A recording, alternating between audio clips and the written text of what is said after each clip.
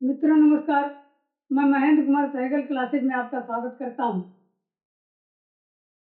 और मैं आशा करता हूं कि आप सभी लोग बहुत अच्छे हों। मित्रों, हम लोग माइटोकॉन्ड्रिया के तीसरे पार्ट के बारे में जानेंगे। आइए मित्रों, इसमें हम बात कर रहे हैं कि अगर स्ट्रक्चर ऑफ F0 और F1 पार्ट के स्ट्रक्चर ऑफ, अभी इसके पहले आपने एंजाइम पढ़ा था, इसके पहले वाला क्लास जो था उसमें एंजाइम आपने पढ़ा था। अब यहाँ स्ट्रक्चर ऑफ F0 और F1 पार्टिकल के बारे में, यानी F0 और F1 संरचना के बारे में जानें। क्या है यहाँ जो है, अगर देखा जाए F, ये पार्टिकल जो होता है ये है, ये जो है अभी इसको बताते हैं। देखिए, यहाँ जो आर्टिसोम होते हैं वो तीन पार्ट में बटे। कितने पार्ट में मित्रों? तीन पार्ट। कौन कौन? आर्टिसोम जो होता है, एक हेड होता है, दूसरा बेस होता है, तीसरा स्टार्ट। कौन कौन मित्रों? आर्टिसोम जो है हेड, बेस एंड स्टार्ट का बना होता है। किसका बना होता है? हेड, बेस और स्टार्ट, इसका बना होता है। लेकिन बेस F0 होता है। बेस क्या है? F0। बेस किसको कहा जाएगा? जो जुड़ा होता है। यानी बेस जो है, ये बेस है, ये बेस है, ये कहा है मित्रों F0। और ये जो है ये हेड है, ये F1। ये बोन क्या है? हेड है। और ये क्या है? बेस। ये हेड है। यहाँ बेस जो है F0 होता है, जबकि हेड F1 होता है। F1 जो होता है टेडपोल लाइक स्ट्रक्चर होता है। ऐसा लाइक टेडपोल, यही तो हमने बनाया है, ऐसा स्ट्रक्चर है, टेडपोल लाइक स्ट्रक्चर है, होता है। और F0 में लगभग 3 से 4 पॉलीपेप्टाइड। F0 में कितना पाया जाता है मित्रों? 3 से 4 पॉलीपेप्टाइड। और F1 में 5 पॉलीपेप्टाइड पाए जाते हैं। F1 में कितना? 5 पॉलीपेप्टाइड, जबकि F0 में 3 से 4 पॉलीपेप्टाइड। और इसमें कुछ पार्टिकल भी होते हैं, जैसे अल्फा पार्टिकल होता है, बीटा होता है, गामा होता है, लैम्डा होता है, एप्सिलॉन होता है। ये सब पार्टिकल इसमें पाए जाते हैं। किसमें? F1 और F0 पार्टिकल। कौन कौन होता है? Alpha, beta, gamma, lambda, epsilon, ये सब पाए जाते हैं, पार्टिकल पाए जाते हैं। मित्रों, यहाँ F1 पार्टिकल में एटीपीएज एक एंजाइम होता है जो एडीपी को एडीपी में बदलता है। एडीपी को एटीपी में बदलता है। तो कौन एंजाइम होता है मित्रों? F1 पार्टिकल में एटीपीएज एंजाइम होता है। F1 पार्टिकल में एटीपीएज सिंथेटेज एंजाइम होता है जो एडीपी को एटीपी में बदलता है। किसमें बदलता है? एडीपी को किसमें बदल देता है? एटीपी। एडीपी को किसमें बदलता है मित्रों? एटीपी में बदल देता है।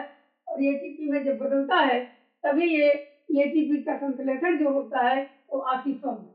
कहाँ होती है मित्रों? आकिसोम। इसलिए ईटीएस में, ईटीएस मतलब इलेक्ट्रॉन ट्रांसपोर्ट सिस्टम में, एटीपी का जो संश्लेषण होता है वो आकिसोम में। कहाँ होता है मित्रों? आकिसोम। जैसे समझ लीजिए, यहाँ F1 पार्टिकल में एटीपीएज सिंथेसाइज एंजाइम पाया जाता है जो एडीपी को एटीपी में बदलता है। और ये इसलिए ईटीएस में, इलेक्ट्रॉन ट्रांसपोर्ट सिस्टम में, एटीपी का संश्लेषण जो होता है वो आकिसोम में। एटीपी के सिंथेसिस को ऑक्सीडेटिव फास्फोराइलेशन कहते हैं।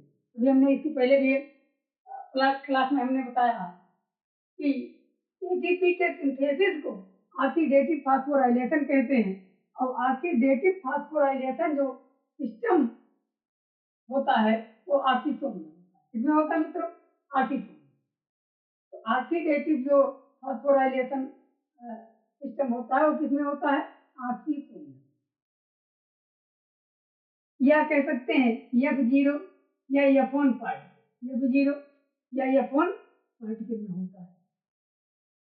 और ये कैसे होते हैं? Catabolic process. कैटाबोलिक, कैटाबोलिक दो ही प्रोसेस होता है, कैटाबोलिक और एनाबोलिक। तो यहाँ कैसा प्रोसेस होता है? Catabolic process. और एक चीज यही जानी, लेकिन तो आपको ये ध्यान रखिएगा, फिर से एक बार ये सिक्योरिटी में पूछा गया क्वेश्चन मेडिकल में। एटीपी के सिंथेसिस को ऑक्सीडेटिव फास्फोराइलेशन कहते हैं। और ऑक्सीडेटिव फास्फोराइलेशन सिस्टम किसमें होता है? ऑक्सीसोम। किसमें होगा मित्रों? ऑक्सीसोम में। क्यों? क्योंकि ऑक्सीसोम की बात हो रही है, या तो ऑक्सीसोम का ही है या तो F0 F1 पार्टिकल का ही। लेकिन और ये कैसा होता है? कैटाबोलिक। एनाबोलिक नहीं होता, बल्कि क्या होता है? Catabolic process. लेकिन यदि आंसर में आपका जो परीक्षा में, परीक्षा के विकल्प में इनर मेम्ब्रेन और ऑक्सीसोम दोनों दिए हो, करेक्ट आंसर ऑक्सीसोम या F1 पार्टिकल। ऑक्सीसोम या F1 पार्टिकल। करेक्ट आंसर क्या होगा? ऑक्सीसोम होगा या F1 पार्टिकल। अगर दोनों दिए हो तो, जब ऑक्सीसोम या F1 पार्टिकल नहीं दिया रहेगा तभी आपको इनर मेम्ब्रेन लगाना, अन्यथा आपको ऑक्सीसोम या F1 पार्टिकल। एक बार फिर रिवाइज कर दीजिए। ऑक्सीसोम में कितने पाए जाते हैं, कितने पार्ट होते हैं? तीन। हेड, बेस, स्ट्रक्चर होता है। दूसरी चीज, बेस जो होता है F0 होता है, और हेड जो होता है वो क्या होता है? F1 होता है। और ये चीजें F1 जो है टेडपोल लाइक की स्ट्रक्चर बनाता है, और जो F1 क्या होता है? टेडपोल लाइक स्ट्रक्चर बनाता है। F0 में 3 से 4, कितने से? 3 से 4 पॉलीपेप्टाइड होते हैं। F0 में क्या होते हैं? कितने पॉलीपेप्टाइड होते हैं? 3 से 4 पॉलीपेप्टाइड होते हैं। 3 से 4 पॉलीपेप्टाइड होते हैं, जबकि F1 में 5 पॉलीपेप्टाइड होते हैं। F0 में 3 से 4 पॉलीपेप्टाइड और F1 में 5 पॉलीपेप्टाइड। इसमें कितने पार्टिकल होते हैं? Alpha, beta, gamma, lambda, epsilon particle पाए जाते हैं। कहाँ पाए जाते हैं मित्रों?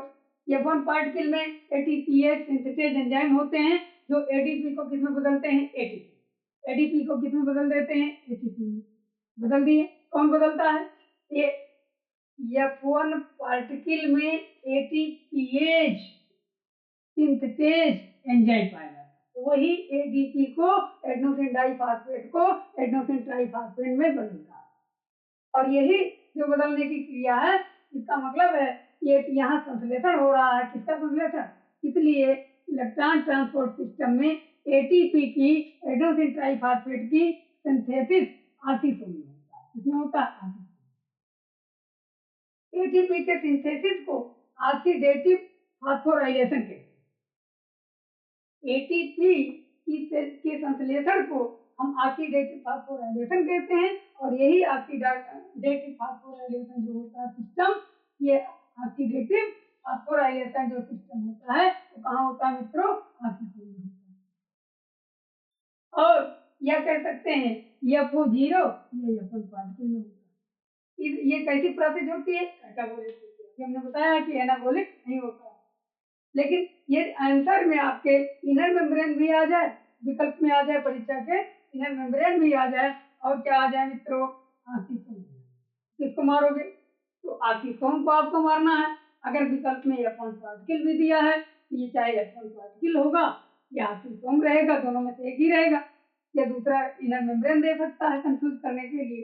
दोनों, जब इन दोनों में से कोई ना रहे तब किसको मारना है? इनर। मित्रों, इसका आप स्क्रीनशॉट ले लीजिए, फिर हम आगे चलते हैं।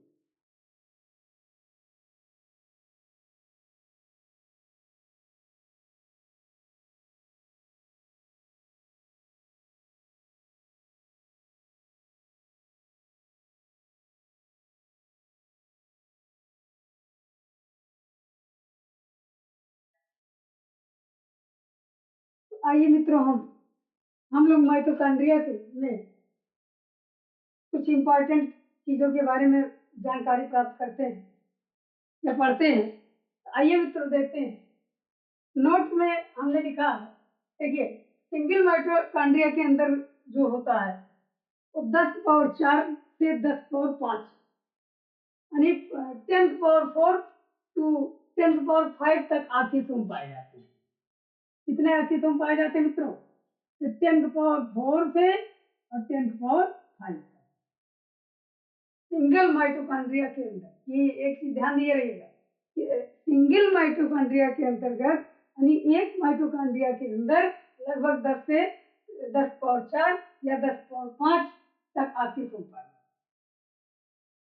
मित्रों आखिसोम का जो F1 पार्टिकल होता है, आखिसोम का कौन पार्टिकल F1 पार्टिकल 2 पार्ट में बटा होता है। कितने भाग में बटा होता है? 2। देखिए मित्रों, एक है आपका कोर, दूसरा है कॉर्टेक्स। फिर से समझ लीजिए, आखिसोम का F1 पार्टिकल कितने भागों में बटा होता है? 2। कौन कौन? एक होता है कोर, दूसरा क्या होता है? कॉर्टेक्स। आखिसोम में कोर जो होता है वो फास्फोलिपिड का बना होता है। किसका मित्रों? फास्फोलिपिड का बना होता है। कोर जो है, आखिसोम का जो कोर होता है, आखिसोम कितने भागों में डिवाइड होता है? F1 पार्टिकल 2 भागों में, कोर और कॉर्टेक्स। तो कोर जो होता है वो फास्फोलिपिड का बना होता है, और जबकि कॉर्टेक्स जो होता है वो प्रोटीन की इसकी बनी होती है। यानी ये जो है इसकी बनी होती है। आखिसोम का जो कोर है वो फास्फोलिपिड का बना होता है। किसका मित्रों? फास्फोलिपिड का। और आखिसोम का जो कॉर्टेक्स पार्ट है वो किसकी बनी होती है? प्रोटीन की। क्लियर? और बात कर लेते हैं, माइटोकॉन्ड्रिया में कैसा डीएनए पाया जाता है? Circular DNA.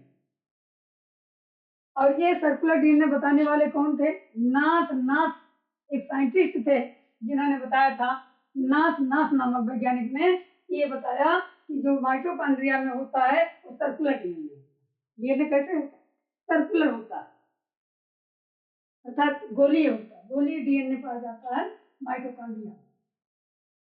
और एक चीज जान लीजिए, माइटोकॉन्ड्रिया में 70 राइबोसोम प्लस सर्कुलर डीएनए पाया जाता है। कितने राइबोसोम? 70 राइबोसोम प्लस क्या पाया जाता है मित्रों? सर्कुलर डीएनए पाया जाता है। और इसमें स्वजनन की क्षमता होती है। किसकी क्षमता होती है? स्वजनन की। यानी कह सकते हैं सेल्फ जनरेशन, सेल्फ रिप्रोडक्शन की जो है पावर होती है, क्षमता होती है, स्वजनन की क्षमता होती है। इसलिए इसे semi autonomous organ of the cell कहा जाता है। इसे क्या कहा जाता है? Semi autonomous organ of the cell. तो semi autonomous organ of the cell किसको कहा जाता है? तो किसको कहा जाता है मित्रों? माइटोकॉन्ड्रिया।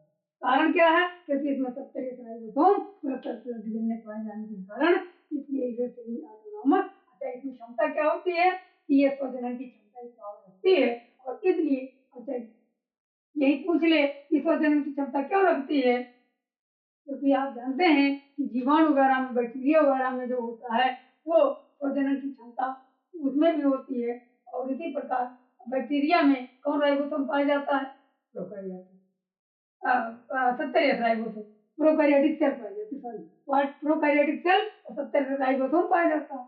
और इसलिए ये जो है इसमें इसे हम क्या कहते हैं? Semi autonomous organ of the cell कहा जाता है। और इसका ये जो है क्लोरोप्लास्ट में भी पाया जाता है। ये क्रिया कैसी होती है?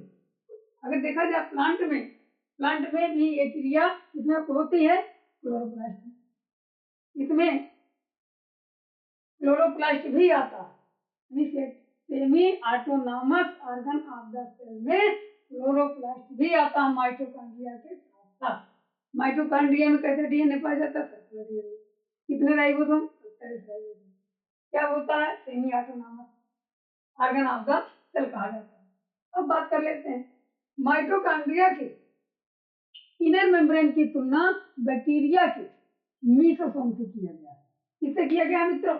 बैक्टीरिया के मीसोसोम से किया गया है। बैक्टीरिया के मीसोसोम से किसकी तुलना की गई है? ये माइटोकॉन्ड्रिया के इनर मेम्ब्रेन की तुलना किससे की गई है? बैक्टीरिया के मीसोसोम क्यों? क्योंकि इसका कारण यह है कि दोनों जो सेल ऑर्गेनल होते हैं इसमें रिस्पायरेशन दोनों जगह होता है और इसीलिए रिस्पायरेशन रिलेटेड जो फिजियोलॉजी होती है वो दोनों में होती है, चाहे वो मीसोसोम हो और चाहे वो जो है माइटोकॉन्ड्रिया का इनर मेम्ब्रेन। क्वेश्चन पूछ सकता है, बहुत इंपॉर्टेंट है कि माइटोकॉन्ड्रिया का इनर मेम्ब्रेन की तुलना बैक्टीरिया के किस पार्ट से की गई है, मीसोसोम से किया गया है। कारण क्या है? क्योंकि दोनों सेल ऑर्गेनेल में जो क्या होता है कि रिस्पायरेशन रिलेटेड फिजियोलॉजी होती है, श्वसन से संबंधित कार्य होता है। श्वसन से संबंधित रिस्पायरेशन रिलेटेड जो फिजियोलॉजी होती है वो मीसोसोम में भी होती है, माइटोकॉन्ड्रिया के इनर मेम्ब्रेन में भी होती है। अब प्रश्न ये बनता है कि माइटोकॉन्ड्रिया की वर्जिन कैसे होती है? वर्जिन जो होती है एंडोसिम्बायोन्ट ऐसा होता है मित्रों। माइटोकॉन्ड्रिया की जो वर्जिन होती है एंडोसिम्बायोन्ट होता है। सिम्बायोन्ट का मतलब क्या होता है? सिम्बियासिस का मतलब क्या होता है? सहजीवी। तो सहजीवी की तरह जान लीजिए काम करते हैं।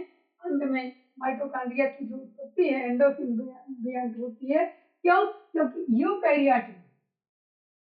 यूकैरियोटिक जो सेल के अंदर होता है प्रोकैरियोटिक रिलेशन जो है, यानी यूकैरियोटिक सेल के अंदर जो प्रोकैरियोटिक रिलेटिव जो आते हैं वो, और इसीलिए इसकी वर्जिन ये जो है वर्जिन कैसे होती है? एंडोसिम्बियंट।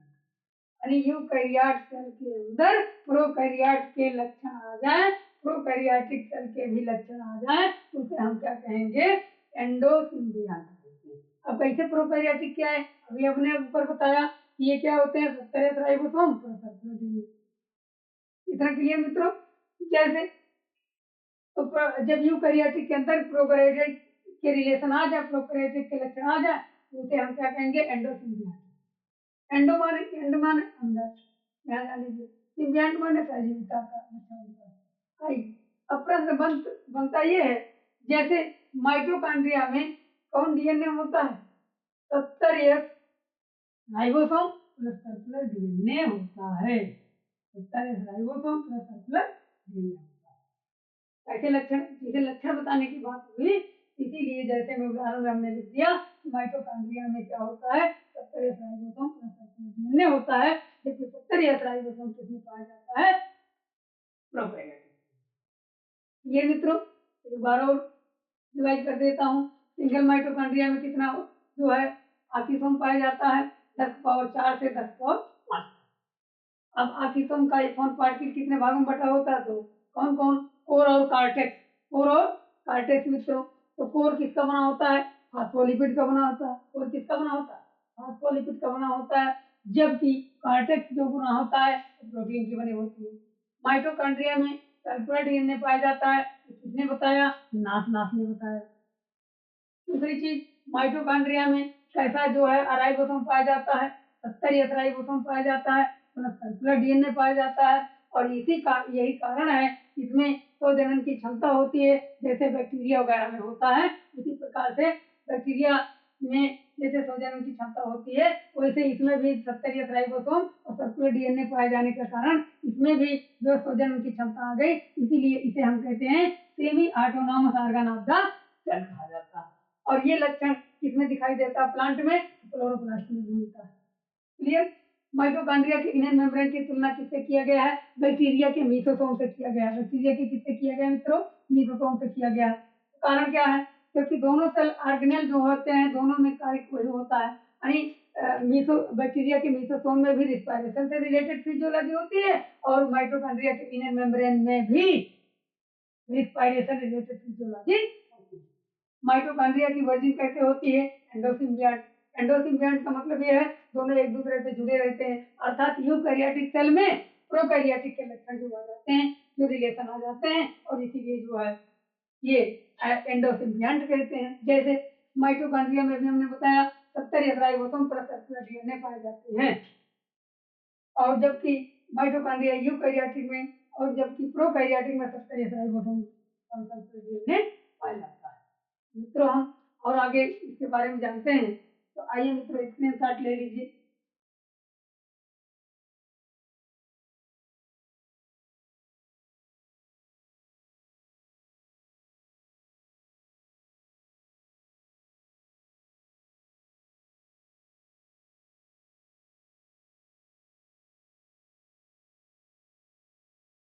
आइए मित्रों, हम लोग माइटोकॉन्ड्रिया के में कुछ इंपॉर्टेंट चीजों के बारे में जान लेते हैं। माइटोकॉन्ड्रिया के आखिरी सोम में दो प्रोटीन पाई जाती है जिसका नाम है लेसिथिन और सिफाइलिन। माइटोकॉन्ड्रिया के आखिरी सोम में लेसिथिन और सिफाइलिन प्रोटीन लार्ज अमाउंट में पाई जाती है, यानी बड़ी मात्रा में पाई जाती है। तो अगर पूछा जाए माइटोकॉन्ड्रिया के आखिरी सोम में सबसे ज्यादा कौन सी प्रोटीन पाई जाती है, तो लेसिथिन प्रोटीन पाई जाती है मित्रों, और एक सिफाइलिन प्रोटीन पाई जाती है। दूसरी चीज आप जान लीजिए कि माइटोकॉन्ड्रिया के इनर मेम्ब्रेन पर एक स्पेशल प्रोटीन पाई जाती है जिसे हम कार्डियो लिपिड कहते हैं। फिर से समझ लीजिए मित्रों, माइटोकॉन्ड्रिया के इनर मेम्ब्रेन पर, किस मेम्ब्रेन पर मित्रों, इनर मेम्ब्रेन पर एक स्पेशल टाइप की प्रोटीन पाई जाती है जिसे हम कार्डियोलिपिड कहते हैं। क्या कहते हैं मित्रों, कार्डियोलिपिड कहते हैं। और पेटाइट कैरेक्टर जो होते हैं A2 टाइप के होते हैं। पहला देखिए, पहला यहाँ कह सकते हैं, ये दूसरा कह सकते हैं। अरे यहाँ जो है petite character of east mitochondria nuclear inheritance होते हैं। यानी पेटाइट कैरेक्टर ऑफ ईस्ट, यानी ईस्ट में पेटाइट कैरेक्टर जो लक्षण व्यक्त होते हैं वो माइटोकॉन्ड्रियल न्यूक्लियर इनहेरिटेंस होने के कारण ये जो है पेटाइट कैरेक्टर के लक्षण दिखते हैं। दूसरा, मेज मेज की मेल स्टेरिलिटी, यानी मेल की बात हो रही, यानी मेज में मेल स्टेरिलिटी माइटोकॉन्ड्रिया के साइटोप्लाज्मिक इनहेरिटेंस का एग्जाम्पल बनता है। मित्रों एक बार और सुन लीजिए कि माइटोकॉन्ड्रिया के आखिरी फॉर्म में कितने प्रोटीन पाई जाती है, कौन कौन, लेसिथिन और सिफाइलिन प्रोटीन पाई जाती है जो लार्ज अमाउंट में, बड़ी मात्रा में पाई जाती है। माइटोकॉन्ड्रिया के इनर मेम्ब्रेन पर एक स्पेशल प्रोटीन पाई जाते हैं जिसे हम कार्डियोलिपिड कहते हैं। और देखिए पेटाइट कैरेक्टर ऑफ ईस्ट कौन व्यक्त करता है, तो माइटोकॉन्ड्रिया न्यूक्लियर इनहेरिटेंस व्यक्त करता है। दूसरी चीज, मेज की मेल स्टेरिलिटी कौन व्यक्त करता है, तो माइटोकॉन्ड्रिया के साइटोप्लाज्मिक इनहेरिटेंस का एग्जाम्पल बन जाता है मेज की मेल स्टेरिलिटी। तो अगर पूछा जाए माइटोकॉन्ड्रिया के साइटोप्लाज्मिक इनहेरिटेंस का उदाहरण क्या है, तो मेज की मेल स्टेरिलिटी। मित्रों आज का ये जीव विज्ञान का क्लास समाप्त होता है। फिर हम मिलेंगे अगले क्लास में। सभी मित्रों को एक बार फिर धन्यवाद, नमस्कार। यदि ये वीडियो आप लोग को अच्छा लगा तो प्लीज इस चैनल को लाइक, सब्सक्राइब एवं शेयर कर दीजिएगा। धन्यवाद।